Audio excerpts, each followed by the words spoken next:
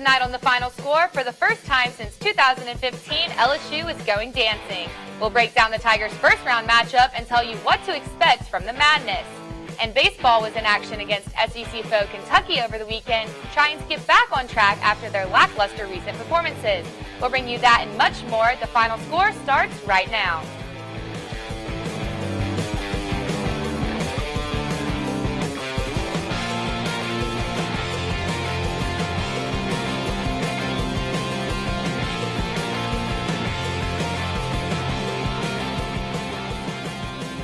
Welcome to The Final Score. I'm Lily Fontenot, and in for Caroline Fenton, he's Zach Nunez. And LSU is back in the NCAA tournament as the SEC regular season champion, and they will be traveling to Jacksonville, Florida as the number 3 seed to face Yale, the Ivy League champions. Yeah, and even though they may not have got the seed they wanted to, they were still excited to hear their name called.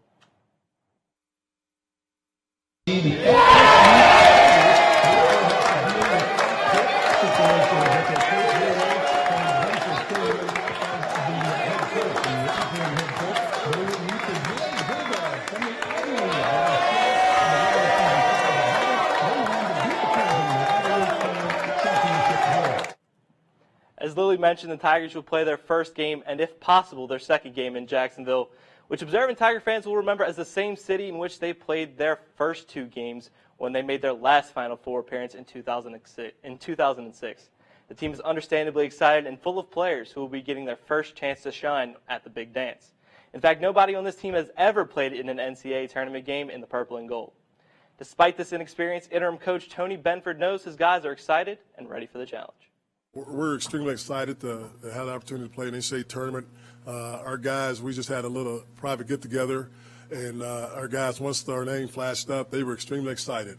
The hard work that they put in from day one, going back to the summer when everybody arrived in June, to all the adversity that they've gone through, and now seeing the opportunity to play in the NCAA tournament, which we only have, I think, one player on our team that's played in the tournament, that's Cavell Bigsby Williams when he was at Oregon. So those guys are excited about the opportunity, and we're looking forward to playing Yale on Thursday. As mentioned, the Tigers, the 3 seed in the East region, were drawn Yale in the first round. LSU fans looking at this game on paper may think that their team will have it easy with the 14th seeded Bulldogs, but the Tigers will have to be wary of a potential upset. Yale has a bit of a reputation for busting brackets in recent memory, knocking out Baylor as a 12 seed in 2016. 3 seeds have an all-time record of 115-21 and 84.6 win percentage in this matchup. But Bedford and his coaches are under no impression that the game against the Bulldogs will be an easy one, despite what history may tell us.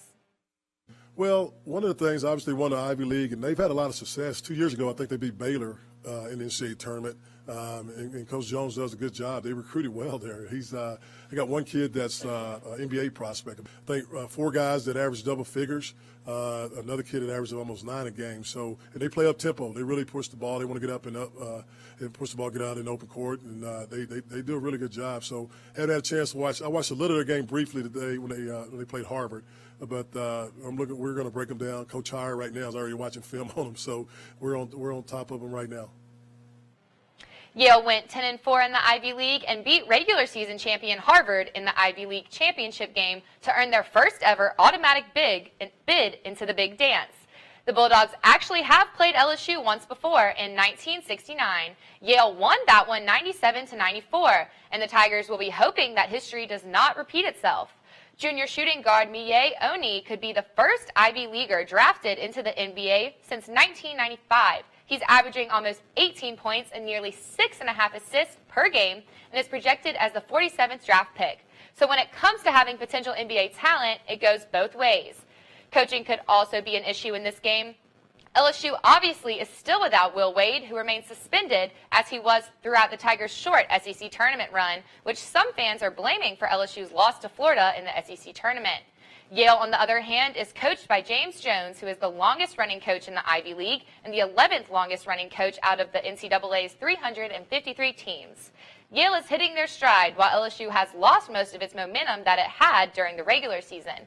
It'll be a tough game, and don't be shocked if the Bulldogs are able to pull off an upset like they did 3 years ago. LSU basketball is entering the NCAA tournament off that loss to Florida, but a team that had a better weekend than the basketball team was the baseball team. The Tigers welcomed in conference opponent Kentucky for a weekend series.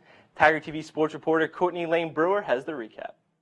The luck of the Irish is with the Tigers this weekend as they swept Kentucky in their SEC home opener. You know, in the SEC, I don't care if you're playing the first place team or the last place team. If you can win 3 games, that's a big deal. So, you know, first weekend, it feels great to be at home, get the sweep. Friday night resulting in a rain delay, the Tigers played a doubleheader on Saturday with chilly temperatures getting them off to a slow start. The first game went 12 innings and a 2-1 win. Yeah, luckily I didn't do any throwing beforehand, so it wasn't a big adjustment to make. Just shut it down and was able to come out here today. It felt great. So. Into the weekend, LSU was last in the conference in strikeouts and first in walks. But in this series alone, they had 34 strikeouts and 15 walks against the Wildcats. Just wanted to throw one strike at a time and help the team in the best way that I could.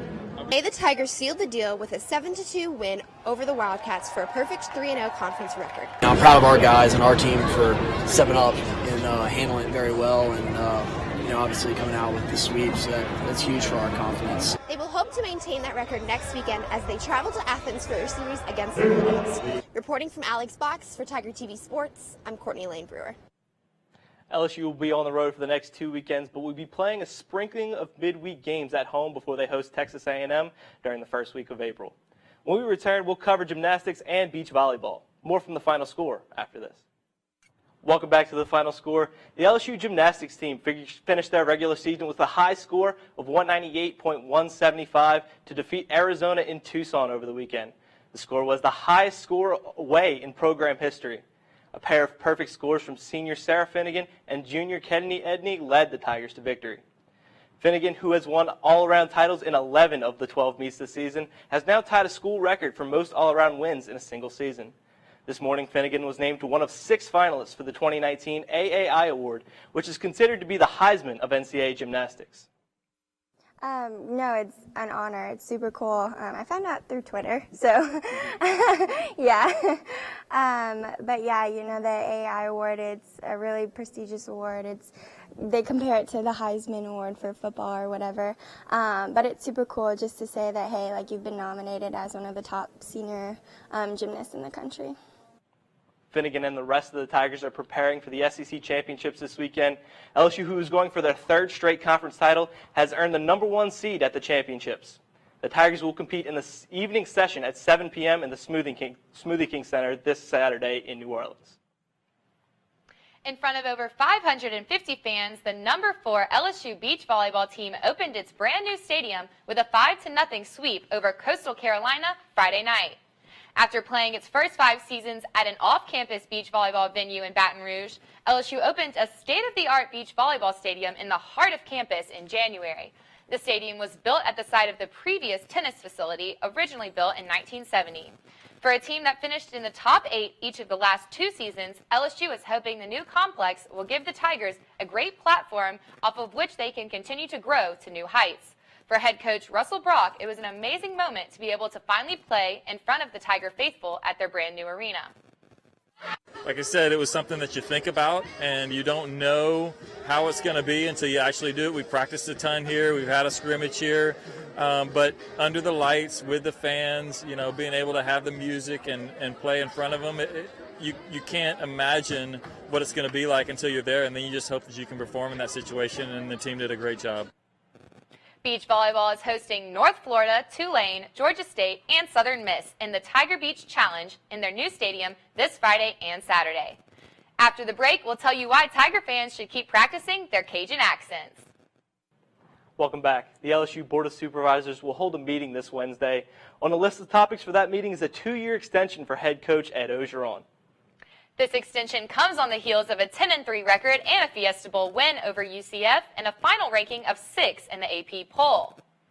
Ogeron's current contract is set to expire in March of 2021, but having a coach with less than 3 years left is seen as a liability in recruiting circles. The proposed extension would also increase his salary to $4 million a year. That figure would make Ogeron the 7th highest paid coach in the SEC and the 24th in the nation.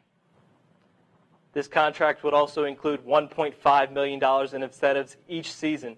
Orgeron has a record of 25-9 as the head coach of the Tigers and has big expectations for the upcoming season. Well, that's all the time we have for tonight. For more of check out our social media pages or visit tigertv.tv. I'm Lily Fontenot. And I'm Zach Nunez. Thanks for watching, and good night, Tigers.